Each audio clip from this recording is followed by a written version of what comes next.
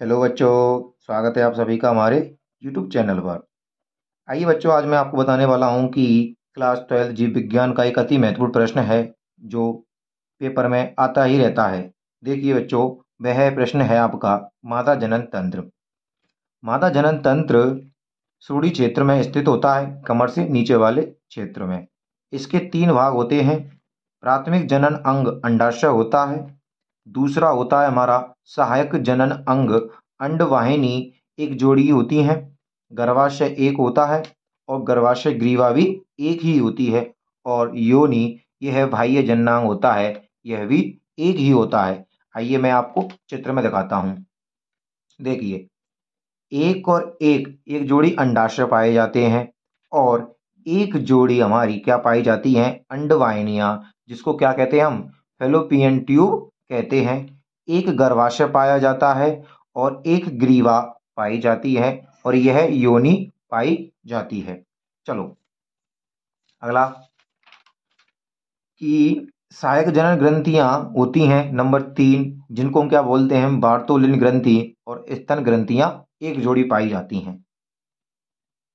मादा जनन तंत्र के सभी अंग संरचनात्मक व क्रियानात्मक रूप से एक जोड़ी स्तन ग्रंथियों से जुड़े रहते हैं, जिससे अंडोत्सर्जन, निषेचन, सहगर्भता, प्रसव व शिशु की देखभाल आदि क्रियाओं को सहायता मिलती है। चलिए अब हम पहली हेडिंग को पढ़ते हैं, यानी कि प्राथमिक जनन तंत्र के बारे में पढ़ते हैं। देखिए बच्चों, प्राथमिक जनन तंत्र में हमारा अंडाशय आता है। यह मादा की उदर गुहा में वक्रों के पीछे दोनों ओर एक एक स्थित होते हैं। प्रत्येक अंडाशय की लंबाई 2 से 4 सेंटीमीटर और चौड़ाई 1.5 सेंटीमीटर और मोटाई 1 सेंटीमीटर होती है। यह सुषुप्ति व गर्भाशय से स्नायु से जुड़ी रहती है। प्रत्येक अंडाशय एक पतली जनन उपकला से ढका रहता है तथा शेष भाग संयोजी ऊतक का बना होता है। देखिए बच्चों, चित्र में ये क्या है, हमारा स्नायु है। ये गर्भाशय से स्नायु के द्वारा जुड़ी हुई हैं दोनों हमारे। और ये अंडाशय का हमारा ऊपर का भाग तो पतली से बना होता है और इसका अंदर का भाग संयोजी ऊतकों से मिलकर बना होता है। अब देखिए, अंडाशय एक मोटे सघन भाग या बाह्य भाग बलकुट तथा ढीले आंतरिक भाग मध्यांश मेडुला में विभक्त रहता है। अंडाशय स्त्री में प्राथमिक लैंगिक अंग है जो मादा युग्मक व स्टेरॉयड हार्मोन का उत्पादन करता है। इसके बाद आता है हमारा नंबर 2, अंडवाहिनी। देखिए बच्चों, अंडवाहिनी अंडवाहिनी इसको सहायक जनन अंग हमारा दूसरा है। ओके, देखो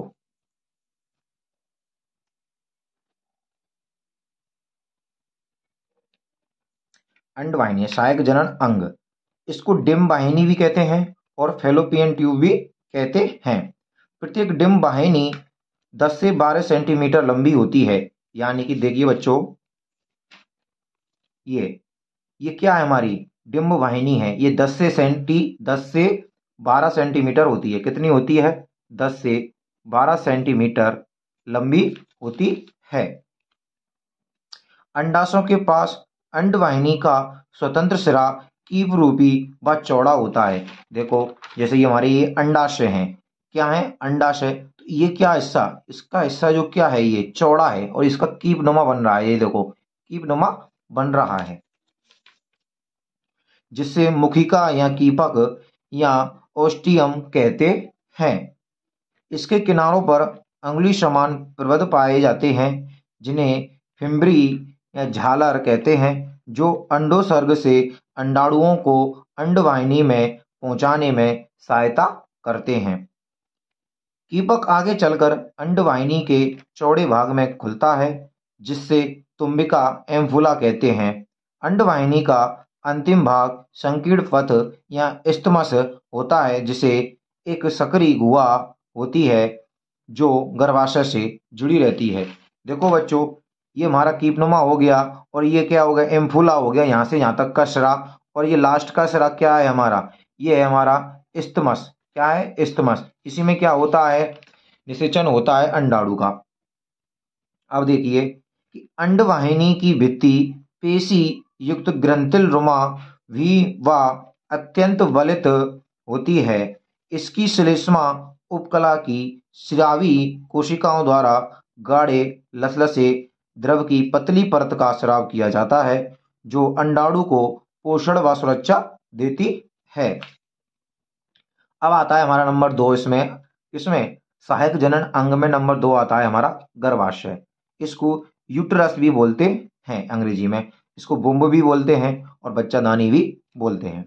मानव की मादा में एक गर्भाशय होती है, जो श्रोणि गुहा की मध्य रेखा में उसकी भित्ति से स्नायु द्वारा जुड़ी रहती है। इसका आकार उल्टी रखी नाशपाती के आकार का होता है। जो हमारी नाशपाती होती है उसको अगर हम उल्टा रखेंगे तो ये उसके आकार के समान होता है। ग्रीवा की नाल को सर्वाइकल कैनाल कहा जाता है।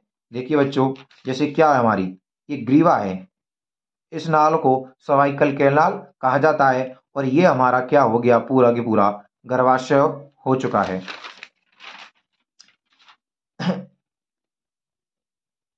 जो योनि के साथ मिलकर जमन नाल बनाती है। क्या बनाती है, जमन नाल बनाती है, यानी कि बच्चा यहाँ से जन्म लेता है। इसका आकार 7.5 पॉइंट इंटू 2.5 पॉइंट यानी 2.5 इंटू 5 सेंटीमीटर होता है। इसका चौड़ा भाग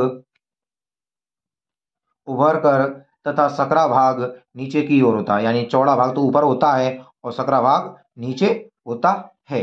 अब आता है हमारा नंबर 3, यानी कि गर्भाशय में 3 भागों में विभक्त रहता है। क्या होता है, हमारा गर्भाशय 3 भागों में विभक्त रहता है। नंबर 1 ऊपरी, यानी कि इसको क्या बोलते हैं, बुवन यानी कि फंडस बोलते हैं। नंबर 2 मध्य, जिसको काय या बॉडी बोलते हैं। नंबर 3 नीचे का सकरा भाग, जिसको ग्रीवा बोलते हैं। आपको चित्र में दिखा देता हूं मैं आपको कि फंडस ये वाला हिस्सा है, क्या है, ये फंडस है। बीच वाली आपकी बॉडी यानी काय है, और ये क्या है, हमारी ग्रीवा है।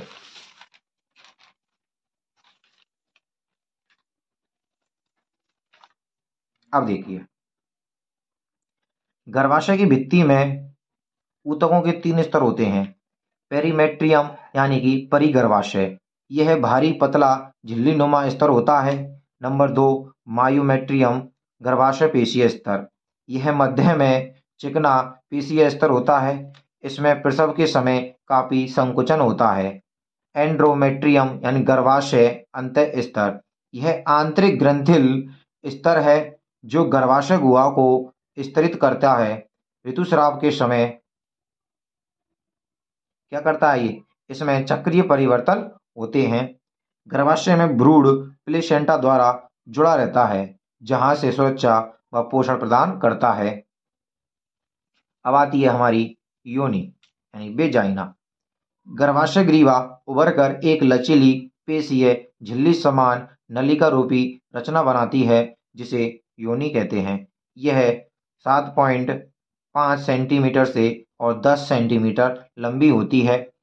यह मादा का महत्वपूर्ण अंग है तथा पुरुषों से वीर्य को ग्रहण करती है।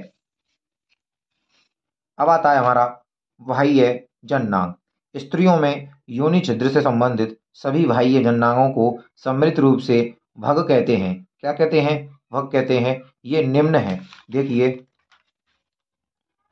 नंबर 1 है हमारा जगन सेल, इसको बोलते हैं मॉन्स प्यूबिस। क्या बोलते हैं, मॉन्स प्यूबिस। यह त्वचा से ढका उभरा हुआ व बसीय ऊतक युक्त कोमल गद्दी की तरह फैला रहता है। क्या रहता है, फैला रहता है। इसकी ऊपर की सतह रोम युक्त होती है, इस पर यानी कि रोम पाए जाते हैं हल्के हल्के से। बृहद भगोष्ठ यानी कि लेविया मजोरा, ये त्वचा के 2 मोटे मांसल बलन होते हैं, जो जगन सेल से नीचे तक फैले रहते हैं तथा योनि द्वारकों द्वारा यानी योनि द्वार को घेरे रहते हैं। इनकी त्वचा में वसा, तेल, श्वेत ग्रंथि होती हैं तथा बाहरी सतह पर रोम होते हैं। देखिए बच्चों, जैसे आपके चित्र में ये क्या है हमारा, योनि का चित्र है।